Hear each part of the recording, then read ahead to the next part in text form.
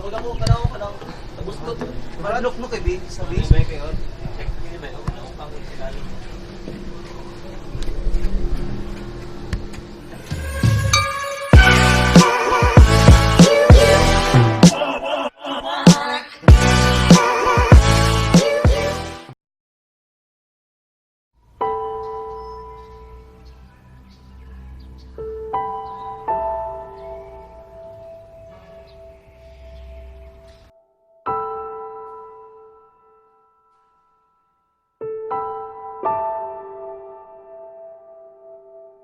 Hello everybody, welcome to Buhay Maestra, mga ma'am, mga sir. This is Cleopatra.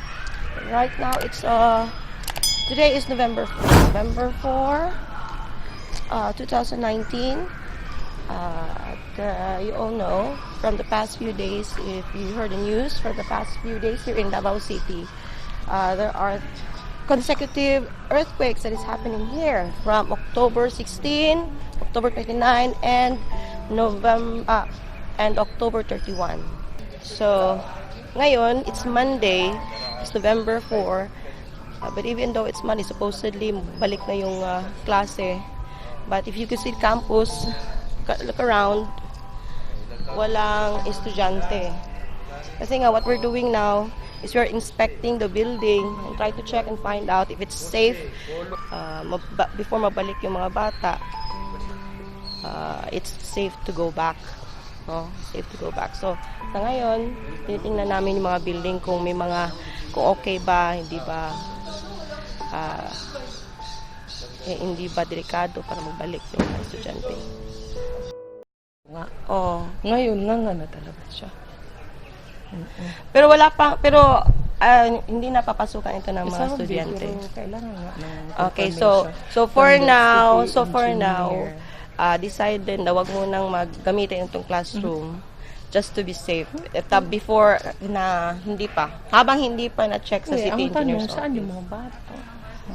Sige lang, muna. At the important thing here is the safety. Tama, di ba? The important here is the safety. Okay, andito na yung papel. Bago na naman. Bagong damage mapping tayo. Damage mapping tayo ngayon. Look, kuya, huwag yun ni ma'am. So, red na kayo. Red na ngayon, ma'am. So, nag-damage mapping tayo noong October 29. Ngayon na naman. Kasi may another... Lalagyan na naman dito. November. Kasi, November 4. Kasi nga, nagkaroon na naman intensity 7 ngayon, lalagyan ko ito. This one is... Tatlo na talaga siya. Ang lalagay ko. Chak. Yeah. Yun lang. Yeah. Third floor.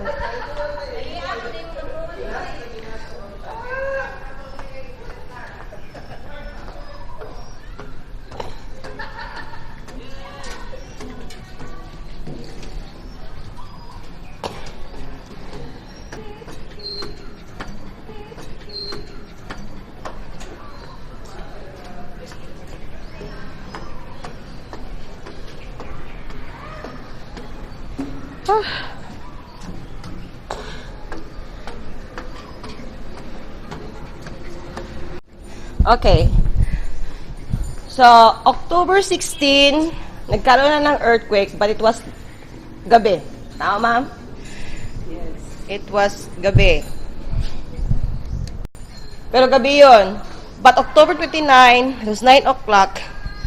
It was Tuesday. May mga estudyante dito. Tapos, I was here. Na ako diri. Dito ako nagstay. I was working with my papers. Tapos biglang nag-shake. And then, lumabas ako. Kasi may mga estudyante sa kabilang room. Yung mga students, almost patakbo na sana. Mabuti si Ma'am Edina, nag-shout. Ano yung shout mo? Opo! Opo! So, umupo yung mga bata. Duck cover. Dito ako nagstay sa doorway kasi malayo na yung table. Kami ni Ma'am Irina dito. The beam, this one, yung nasa beam, yung mga beam na yan, yung mga beam na yan, yung shaking, nakakatakot talaga. The building is swaying, nag-sway yung building. Grabe. Look, crack. So, inspect pa ito. Huh? So, I was really, kahit ngayon, takot pa rin ako dito sa third floor. So, nag-subside yung, earthquake, dito na kami nagbaba.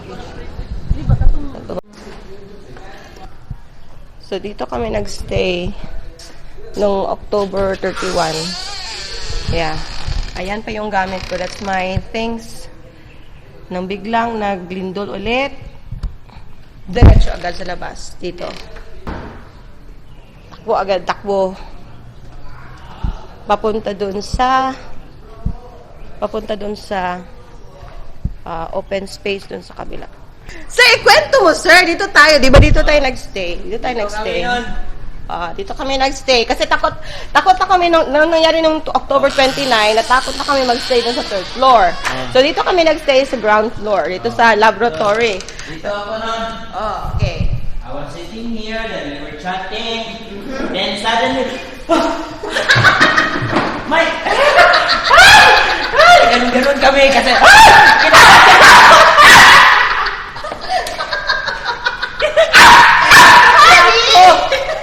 So, yan ang nangyari.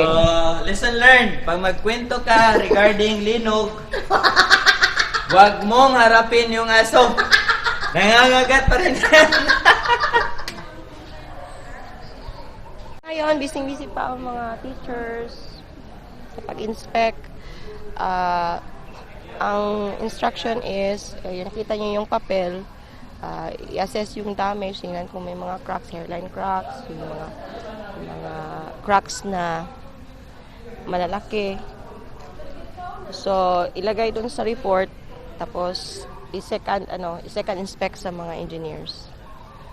Tapos, evaluate ang status ng building. So, yun ang nangyari. So, ayan, pas lang, sir, oh.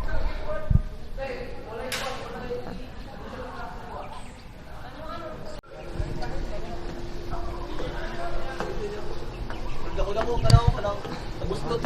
Maradok no kay big sa base. May kayo. Check ini may ako na pang sinali.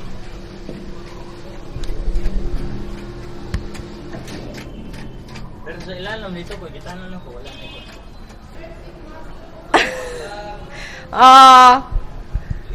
So, ayan sila, nag-check din sila sa building.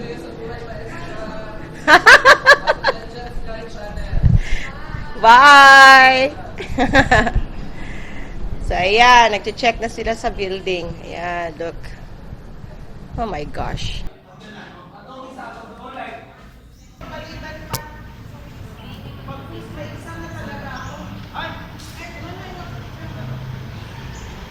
So, nagko-consolidate sila sa kanilang report.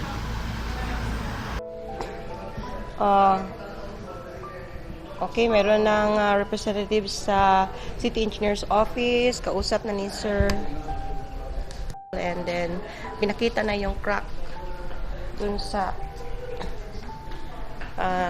building. Ayun, pinakita na. Paano masabi ni Sir? Ayun.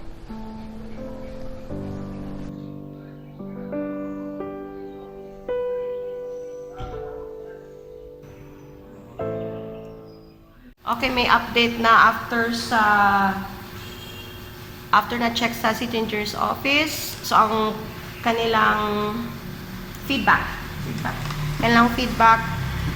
yung isang building dun sa grade 9, yung sa taas, hindi na pwede gamitin. Pero, this building, senior high school building, and the rest of the buildings, pwede. Okay, so yun ang feedback nila. So that's good news. Tuloy ang klase Tomorrow. Tuloy ang klase tomorrow. Tuloy ang bukaan Aste, klasihan tomorrow. For the second semester. Yeah, second So sem. we welcome you all to come here in Indonesia. Okay, end na namin video. Bye-bye na. So, don't forget to like, share, and subscribe to my videos. Tapos, yan lang muna. Bye.